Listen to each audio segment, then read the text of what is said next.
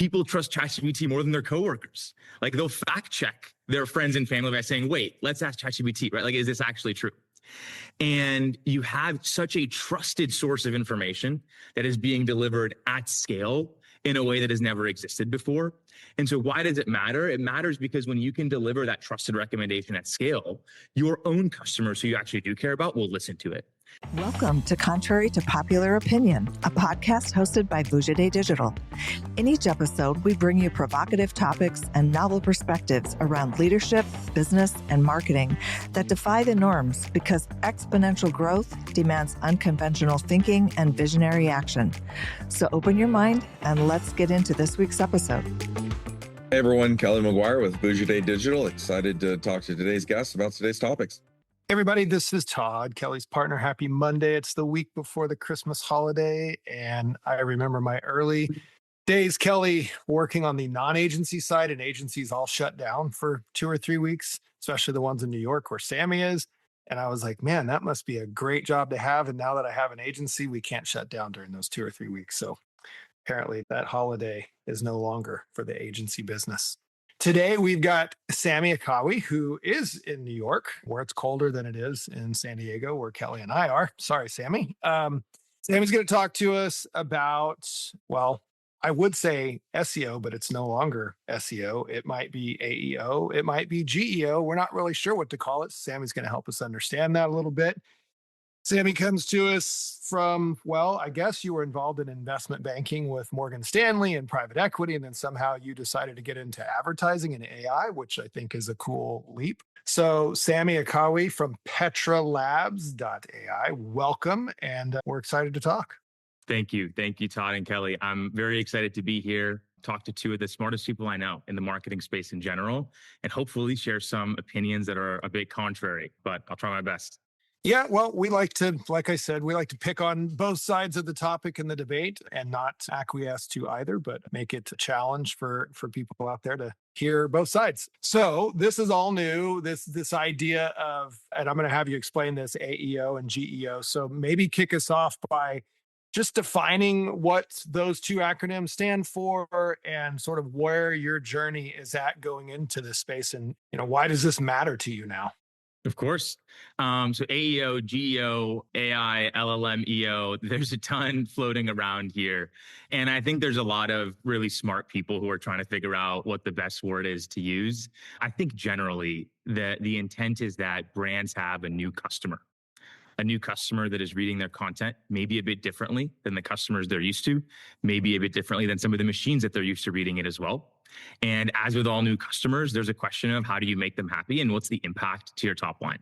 And so at the end of the day, answer engine optimization, generative engine optimization, it is how do you sell to that new customer artificial intelligence that is now trying to build an idea and a perception of your brand that is a bit more multidimensional than a traditional rank, right? They have opinions, they have like strengths and weaknesses, they have reviews that they read. I'll pause there. I wonder where we're going to land. Do you have any sense of like which acronym is going to stick? I'm just curious what you're hearing in your field. I think GEO used to be more popular, but in the past 2 months, AEO, I think, is taking the lead. I think people have put a couple surveys on LinkedIn. AEO is taking the lead right now. All right. So we're going to go with answer engine optimization as the new customer for brands. Long forever, it used to be Google and SEO and a Google results page, but now we're talking about answer engine optimization. Why does this new customer matter now? What's the implication of the impact in these very early stages of why does this matter? So I think the best way to describe it is to zoom back 5 or 6 years and try to think about what the most impactful channel was for a company that was trying to grow. And as business owners yourselves, you probably know the best channel you can rely on for growth is warm referrals, right? Somebody who really likes you, who tells a friend who trusts them, like, hey, you guys should definitely go check out Todd. And because they trust that friend so much of the barrier has already been removed. And it makes sense why that's the case. Today, for the first time ever, you have that same feeling of trust that you can deliver to a customer, but now at scale to millions of people running billions of queries a day on AI systems. I think it's funny because I look at how, like on a really, really small scale, like my own dad, He trusts ChatGPT more than his own doctor. He'll come back from the doctor and say, hey, I got prescribed X medication. Like, what are the side effects? Should I get a second opinion? What do I do? People trust ChatGPT more than their coworkers. Like, they'll fact check their friends and family by saying, wait, let's ask ChatGPT, right? Like, is this actually true? And you have such a trusted source of information that is being delivered at scale in a way that has never existed before. And so why does it matter? It matters because when you can deliver that trusted recommendation at scale, your own customers who you actually do care about will listen to it. And we can get into the details and the numbers and why this matters.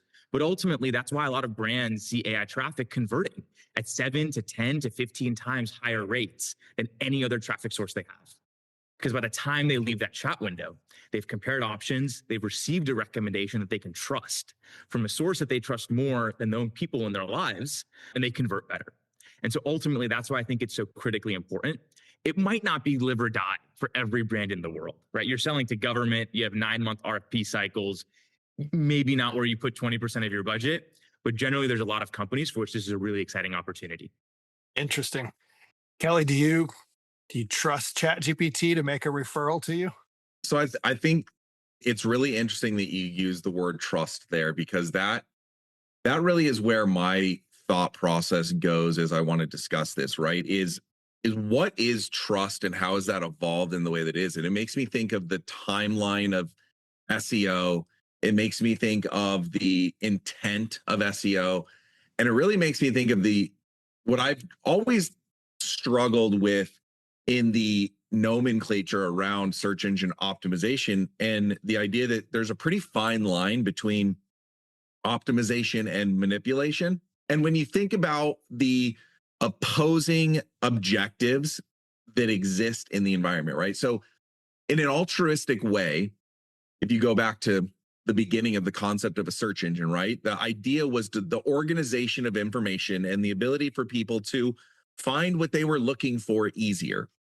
And Google comes to the table and they say, okay, in all of this disparate information, all these sources in there, how do we find a way to create confidence or trust that if you're looking for a teddy bear, what is the best result for finding a teddy bear? And they tapped into this idea of, link authority, right? If a lot of sources are linking to teddy bear and associating the word teddy bear with this source of information, that conveys a lot of authority and trust that a lot of people have collectively as a group decided this is a great result for the term teddy bear. And then people quickly realized that you could manipulate that by saying, well, I can just create a bunch of links around the term teddy bear and say my result is the best. And you immediately get into this opposition of the altruistic intent of giving people what is most valuable to what they need the moment versus the commercialization of, if you have an interest, I'm going to point you in my direction because I can make money or sell something or do something in that. And then that inherently starts to branch out this conflict that exists. And I think it's expanded even further now that you've gone from sort of search and link authority to content authority to social signals, and now into all of the things that feed and answer. Because that's the interesting part when you go into AI, is at its core, the concept is AI is meant to be helpful, right? That is generally the mandate of AI, is to be helpful, all the way to the point where it creates this whole other world that we won't go down that rabbit hole. But if you're thinking about, okay, it's meant to be helpful, I'm asking ChatGPT or Perplexity or whatever it is I'm asking for an answer, and it is going and using the information available to it to form the best answer back to me to be as helpful as possible to me.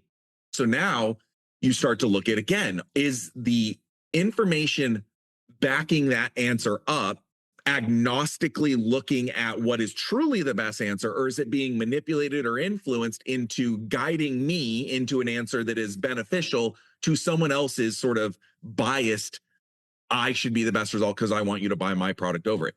And I set the stage for that because that's the really interesting conversation to me as we've kind of gone through, is what are we trying to achieve? Are we trying to achieve the truly best answer? Are we trying to achieve the answer that best serves the people who are paying the most money to optimize to it? And what is the line between optimization and manipulation? And then the last thing that I would say to that is, what I think AI has shifted from the old SEO is, you used to be able to you had to build up that authority over time. Even if you were quote unquote manipulating it, you had to convince reputable sites to link to you. They had to last for a long time. They had to be in there. I would say that in this new world, things move really fast. And so the conversation shifts really quickly, right? So you can't even create that trust and authority over a long period of time, I would argue. You could be shifted out by, again, a PR crisis or something changing the narrative. All of a sudden you have to combat and push back and, offset misinformation. And I don't know, I'm creating a lot of problems in my head on this, but like, this is what is so compelling to, if we're trying to give people the best outcomes and results, how does the idea of quote optimization / manipulation play into the achievement of that altruistic goal? The question you're asking, Sami, to be clear, is we've known for years through SEO since it started, you could game Google, and people have done it and still do it to this day. So does that same environment exist with ChatGPT or Perplexity or Gemini or any of these others? Are we already at a stage where trust is eroded because it's really smart people have figured out how to game it? Okay, amazing question. And I love this topic because it is a real trade-off that we have to make every day with some customers who say, hey, I've heard of this tactic working. Like, what if we just inject this text into our HTML and have a page for agents, right? I think ultimately the goal of these models and the one that's going to win is going to be the one that has the best truth-seeking answer. And there are a lot of strategies that may be working in the short term today, but that we try and completely ignore and optimize for long-term success, agnostic of model changes. Right? What do I mean by that? When ChatGPT 5 came out, it was super interesting for us because there were so many websites before ChatGPT 5 using AI-generated content at scale to try and game the system. And a ton of that content looked like top 10 best X, Y, and Z. And like there were websites with hundreds of top 10 best, software that were being just mass produced with AI at a huge scale each month. But when ChatGPT 5 came out, it deprioritized some of that content. And frankly, ChatGPT 5 really deprioritized at scale content written by ChatGPT 4. And what got up prioritized, right? Human written content. And when ChatGPT 6 comes out, there may have been strategies that worked in the short run now that aren't going to work then. And so ultimately, with Google, you had a constrained set of data because of just how the algorithm works to assign authority, right? Domain authority is assigned at the domain level, attached to your actual brand's domain. And backlinks contribute to that authority of the domain. Google has also tried to incorporate things like organic search traffic to help and diminish the success of some of those quick win tactics. They've also introduced legacy scores over time, right? If you ranked really well last year, it improves your chance to rank this year. What ChatGPT tries to do is a similar game of assigning authority, but a bit differently, and in a way that I think will be more truth-seeking in the long run. ChatGPT checks its sources in a way that Google doesn't. It looks at what you say about yourself on your own website. It then checks what other third-party publications say about you. And it doesn't just pull from Wall Street Journal and Forbes. It finds really small, like 2-person owned blogs with 300 organic visitors a month that it deems high authority that might be buried on the 10th page of Google. And it also reads those. And then it checks what real users say on Reddit, even if there are absolutely no backlinks back to your domain. And then it checks YouTube, right? Like, what are creators and real people who use your software saying? And it uses all of those different boxes to assign authority to your brand in a way that goes beyond just the actual URL that you're associated with. And I think there's really cool data that we have on this of like, what do we see to SEO and AEO when brands migrate the domains? And we can talk about that, I think, in a sec. I do want to give you guys a chance to react to like the major answer here, which is, it's a big problem we see today. We believe those strategies will die in the long run, and that the winner of this model race will be able to truth seek in a way that Google never could. And it's why we focus so much of our efforts on sub 15, sub 10 pieces of content each month that are human written, case study based. And we try and focus them. We try and like work with our clients to be like, where are you truly differentiated? What's the segment that you should be winning in? Like, let's go tackle that one first. Yeah, so it makes me think of two really probably deep questions. So I'll ask them in order versus at the same time, right? Again, another word that you said that stands out and kind of brings my head down a path, right, is truth, right? But one of the interesting things that I think AI and the speed of AI and the power of it brings in is whose truth, right? I think SEO used to have to be a more universal truth, right? Let's take a different example. If I was searching for what is the best dog food, Well, the answer for you in New York with your type of dog in your environment and what matters to you as a consumer might be a very different truth than me in Southern California with a different type of dog and a different type of priority on how things eat, or, how my animal wants to eat. And so the ability to kind of assign a simple truth to a broad term, I think becomes really interesting. And then you take it further with the customization of AI, very much being a learning system about how I engage with ChatGPT is different than how you engage with ChatGPT. And it's intended to learn my nuances and what matters to me in there. And so how customized and segmented and personalized do you think the idea of, I'm just going to call it general engine optimization, can really get? I'll stop there because I feel like there you could build on that answer quite a bit. Yeah. So Sam Altman once did like a speech or a podcast or whatever. And he says, when you look at our user base, if you look at people that started using ChatGPT when they were like 30 or 40, they use it for tasks like that they would use Google for. They help it clean up some of their emails, and they'll maybe do like general search that's a bit layer deeper than Google with more keywords in the prompt. If you look at people who started using it when they were in their late 20s, early 30s, they'll have it think a bit more, right? They'll give it a problem. They can assume that it can give them a series of steps to reason through the problem, and they won't just treat it like search. They'll treat it like a partner that helps them think. And then Sam said, if you ask people who started using ChatGPT when they were in high school what they search on ChatGPT, they would be mortified to even tell you. And it goes to show that when people talk, and we buy user search data, so we see this all the time, right? Like really long prompts. How do I text this girl back? Here's what she said to me, right? Like the most detailed and personal parts of people's lives, especially for younger generations who are just forced to use AI tools because they're in school and they don't want to do their homework. And so it's the center of their life. It's always open. It's the first app they go to.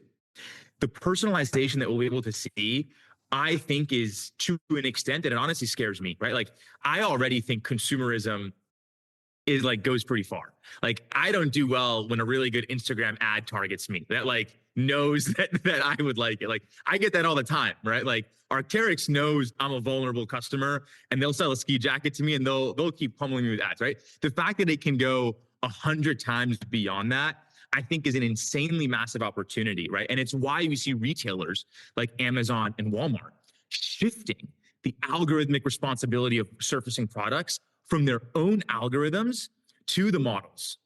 And the reason it's so interesting is because the Walmart and Amazon algorithms are not just like Google, at least they say we have some sort of desire to give a customer the right answer.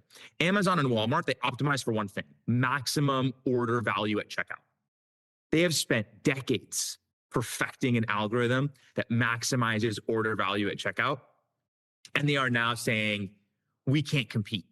In order to maximize order value at checkout, we are going to outsource that algorithm responsibility to a model that has so much more context outside of the bounds of our system than we can ever have. And it's tricky for large brands who have relied on general authority across the long tail. It's a huge opportunity for small brands that might win in individual verticals. And it's really funny for me because we work with huge customers with hundreds of millions in revenue. And one of our value props to them is, hey, for every single like segment you want to track, we will find all of the little startups that are like eating away your market share, like long tail by long tail. And then for the smaller companies you work with, it's like, what is the one segment that you can go in and dominate and show up above Nike, above Brooks, above Hoka? Like, what's that one segment for you? And so it's two, opposite sides of the pendulum, but really interesting. I'm so glad you said that at the end, because it's exactly the next question that I wanted to lead into, which is, given how much customization, how much personalization, how much differentiation, how quickly things can shift, how do we avoid, or is it avoidable to not have this massive disparity gap and this giant homogenization of all of the answers going towards the top-ended players who can afford to flood the market with and cover every vertical and every segment? And how do you not get the Amazons and the Googles basically saying, I have the resources and the means to control the narrative because I can flood the market. I can pay for the Samis of the world to go manipulate the engine optimizations and flood the market and all that. Whereas you have mom and pop brand who just does not have that resource and that ability. to pay for someone to constantly be looking at it, constantly updating and constantly monitoring, and can't do 30 different versions of the same piece of content that's personalized to a different, gender and age and all of that. Like, it gets a little bit worrisome that it is so favorable to the giants that it kind of drowns out the ability for sort of that startup and that really quality element to break through and not just get sort of buried, even more so than historically has always happened. It's a good question. And I think at the core, a company that has more dollars to throw at something is going to have an edge, whether that's with paid ads, whether that's with, backlink purchases, whether it's with just better design and a better website and better conversion at checkout because they can pour money into a design agency. That being said, I think there are a few reasons that make ChatGPT slightly more favorable to smaller companies than the previous channels that we've seen. The first is that these are probabilistic models, which means that even if Amazon is the number one answer, it will never be the number one answer in 100% of questions. And what that means is ChatGPT over time, especially as it moves more into shopping, is going to look at user feedback as a core input into what brands it should surface. And because it's a non-probabilistic model, some of those companies that may be stuck on page 2 or page 3 of Google are going to have in 2 to 3 to 4% of answers, their shot at being the number one spot. And if those brands convert well when they do show up, it'll improve the way that they can then show up later over time. And so I think the nature of these models just being probabilistic in general and never giving the same answer is one way that smaller brands will have an edge in an AI search future relative to the future that came before this, right? That's one thing. The other thing is that there are genuinely too many permutations. I think the prompts are too long. Like, programmatic SEO was already a challenge for really big companies to do at scale. They were already building out thousands and thousands and thousands of pages. And I believe that AI content is going to lose in the long run, and we can talk about why that's the case. And so it has to be human written. But generally, there are too many permutations to optimize for. And I believe that smaller companies can and should focus on the niche where they believe they will convert customers better than the bigger players ever can. And they will build out a vertical for themselves that they can dominate in a way that was more difficult to do before. Now, will they ever have a level playing field with somebody who can afford to pay $60,000 a month to optimize? Probably not. But I do think there's a little bit more of an edge than something we may have seen before.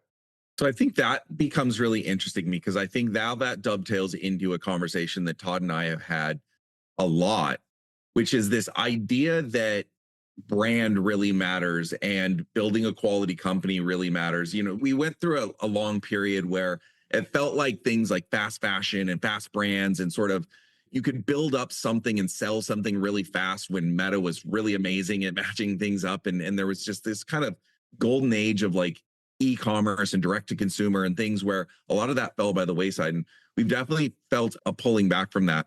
But the way that you described the idea that if AI is truly going to prioritize the reflection of human reality and experience and authenticity that exists and the sources of your Reddits and your YouTubes and the things that people go through, it almost feels to me like the idea of grassroots becomes incredibly important for these smaller brands to be able to break through and be seen, because they're going to have to build momentum off of that kind of grassroots, what they've cultivated, what they've created of their own audience, and turning that into as much digital option and activity as you possibly can, and then building for that. It almost feels you can't sort of synthetically or arbitrarily create momentum just because you're serving ads or just because you're doing something. It has to be, ads has to be what it always should have been, which is amplifying an authentic experience, an authentic audience that then says, hey, this group really loves it and they're endorsing it. And now we just need more people to know it exists and to sort of hear that testimonial and that experience. And so that's really interesting to me that it almost shifts back to the only way for a smaller player to compete is by creating more authentic and genuine elements and thinking about how that becomes the strategy of blowing that up and amplifying that strategically. 1,000%. And I think one of the coolest parts about how AI search is different than SEO is the huge prevalence of user-generated content that never links back to your brand. right? Models are now being trained on Reels, on TikTok, on LinkedIn posts, right? On Reddit. And one of my favorite questions to get like from customers, because it's a really, this is maybe how we get into misconception land. Like, what's a common belief? Is like, oh, we should just go post on Reddit. Like everyone says Reddit's important. Let's just go flood Reddit. Most people actually don't know how the models treat Reddit and how it works. And while it may not be perfect today, I want to share an example of why I think they're moving in the direction of truth seeking, right? The first really interesting data point that we see is that upvotes aren't correlated at all with the rich Reddit threads get cited. And so you might have just a happy customer who's posting a glowing review, an account that doesn't have a lot of history, but that's talked about the same topic a few times, that is getting picked up over a post that a really large company has paid to get like 1,000 upvotes, right? Like that's one really cool example. Another really cool example here is the age of the Reddit threads that we're seeing. In our data set, when we look at Reddit threads that get pulled for our customers, the vast majority are 8 to 12 months old. The models are intentionally deprioritizing threads in the short term. They're waiting for moderators to filter them out. They're waiting for users to comment, real people, and be like, oh, another spam, another ad, right? So that they can deprioritize it. And they are letting the market stabilize before taking in that Reddit content. And it's a bit harder to then find real sentiment in real time, but that's why I look at Reels, and that's why I look at TikTok, and that's why I look at LinkedIn. But user-generated content overall is so important, and I think difficult to gain. Because the previous way of trying, and this is maybe like one of those examples of you can still do better if you have more money, but it's harder to do better. Previously, you could buy, likes and farm accounts to manufacture views on TikTok and manufacture views on LinkedIn, right? Like there are services that provide that as a service. But in a world where views are uncorrelated and the models are relying on more unknown factors to assign authority, right? It's like quite interesting. And one of the coolest products that we have for our customers today is giving them a way to measure the revenue impact of an individual influencer. They'll have YouTube campaigns. They have an enterprise customer that has YouTube campaigns launching for 10 different product lines. And what we're able to say is, oh, this campaign by this user got picked up in higher detail, right? Like they're outperforming the other influencers in your channel, despite having way less followers, despite having way more views. Now, one, that gives them pricing information that they can take to negotiations, right? And it's not like a more one-sided pricing negotiation.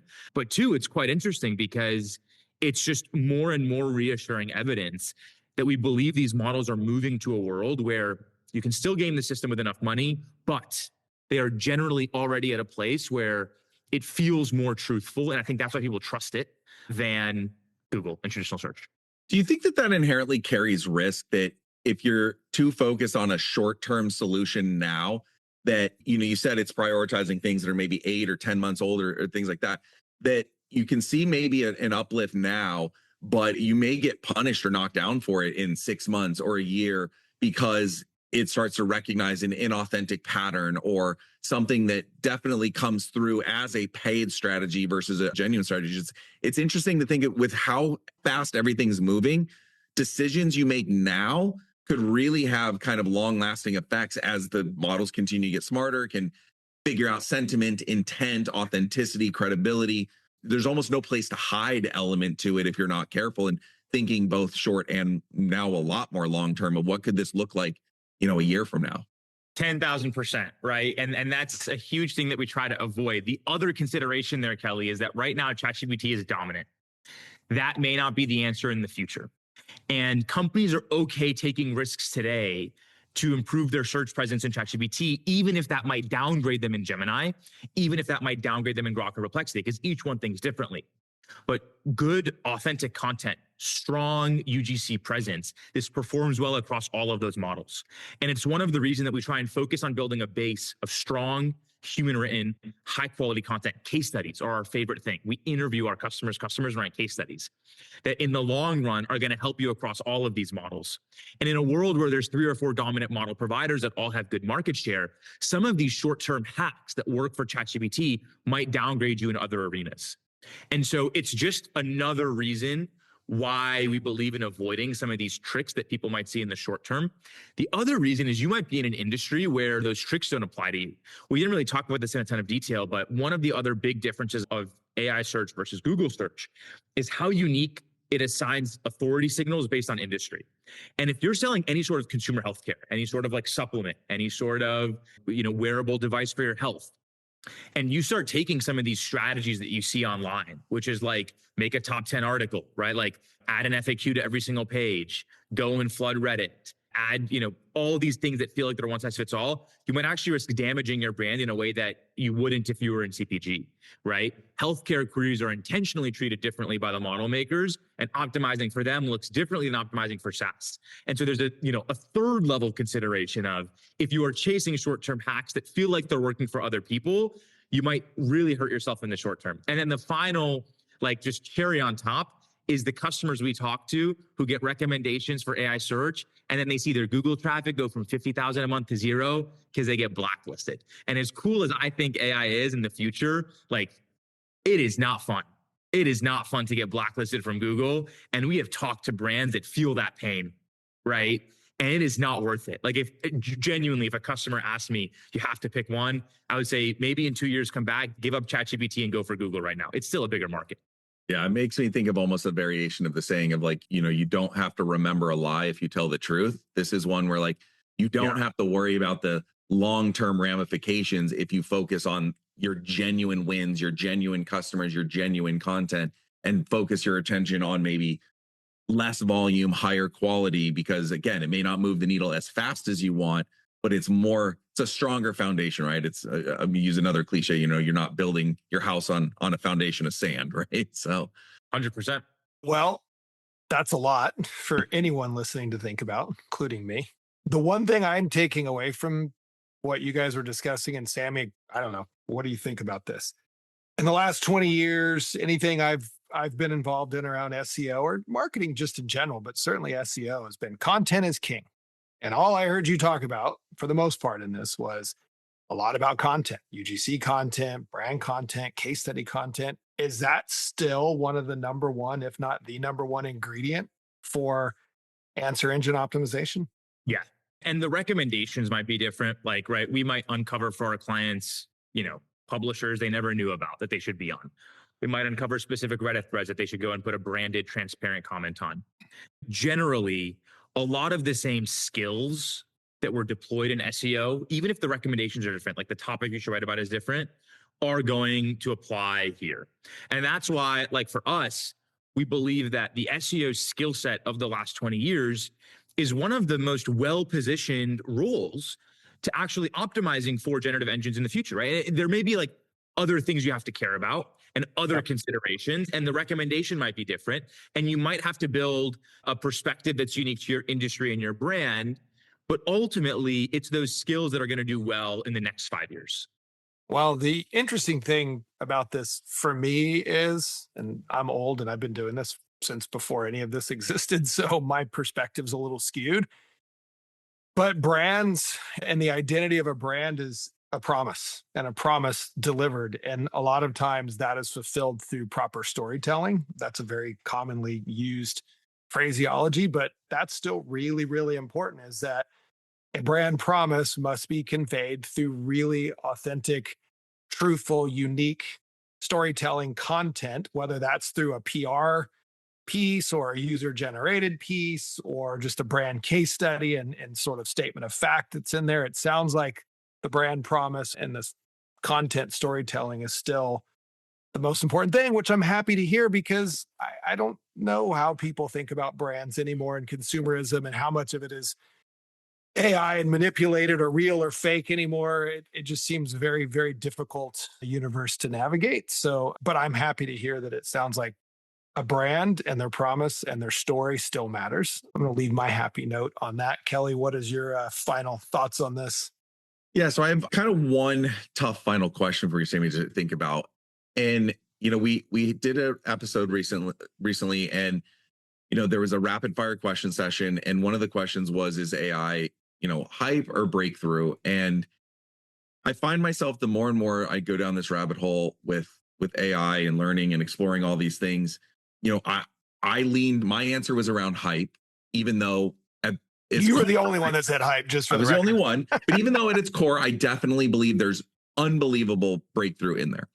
And I set this up in the question to you, which is, in your space, in what you're dealing with every day, what do you believe is the most dangerous sort of hype or overpromise or kind of misguiding thing that you're getting these marketing people who want to believe there's an easy button, want to believe there's pay a little money and triple my sales type things. Like, what are you seeing is sort of that over promise or that over emphasis on what's possible versus the reality that we just talked about, which is there's still authenticity, there's still truth, there's still long-term planning and foundational work. Like, where are you seeing that big gap come up, and what are the common themes that you're the most worried about people believing and getting burned by? I honestly want to go back to answer that to what Todd just said about storytelling. And we onboarded one customer who switched over to us from another, GEO SEO provider that they had been working with. And the first thing that we did was we were like, hey, like, we want to schedule time with your team to understand how your business works. And they're like, okay. And then we get on the phone, we start asking questions like, what do your customers like about you? What's negative feedback that you guys receive? What are you working on improving? How do you want your customers to feel when they engage with your brand? And we ask all these questions. They're like, wait, what's this for? Like, I thought you guys were going to go push some buttons and then like have, a new Reddit thread and a web page and get us mentioned on ChatGPT.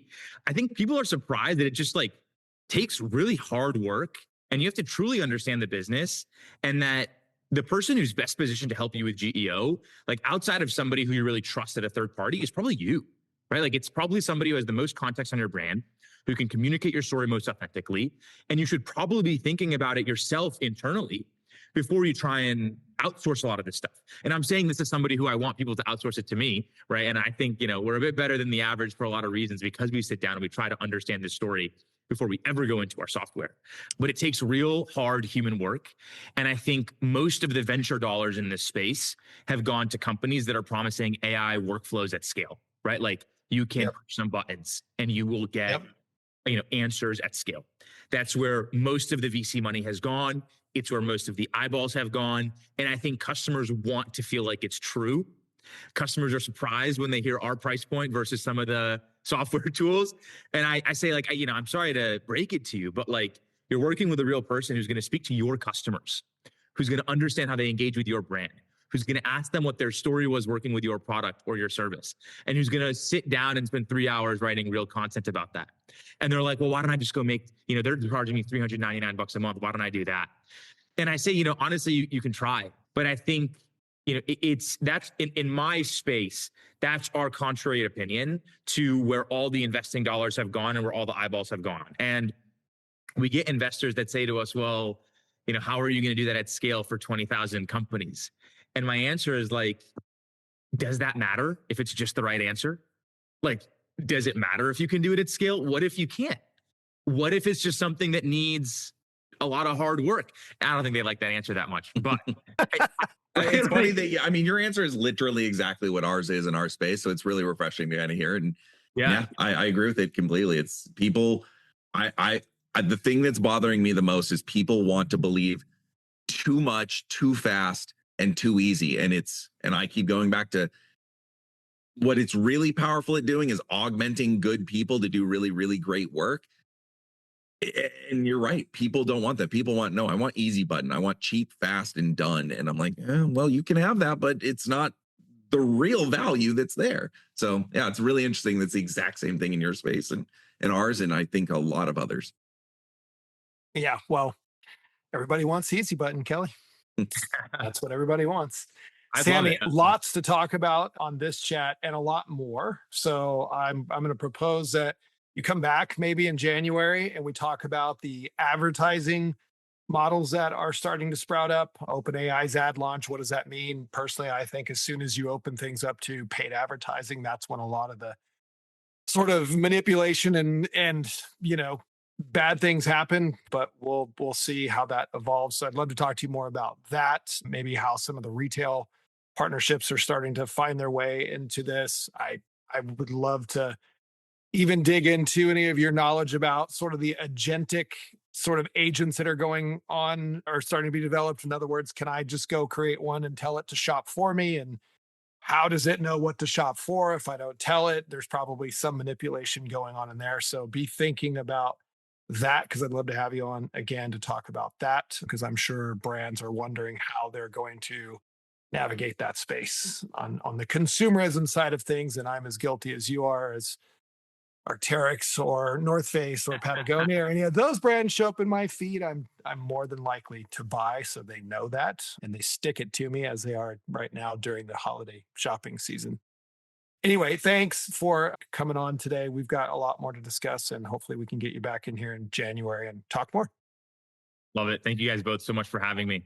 What's the website URL you want people to go check out? We'll put it in the notes, and anything else you have to plug while you're at it. PetraLabs.ai. I'll put the URL so you can put it in the notes. And no, other than that, hope everyone enjoys a really great Christmas and holiday break and gets a chance to unplug. Very good. We'll talk to you soon. Thanks, Sami. Thank you. Thanks for listening to Contrary to Popular Opinion, where we challenge you to think independently, push the limits, and take uncommon action so you can achieve game-changing results in your business and your life. To stay up to date with our latest episodes, be sure to click the follow or subscribe button now. Thanks again for listening. See you next time.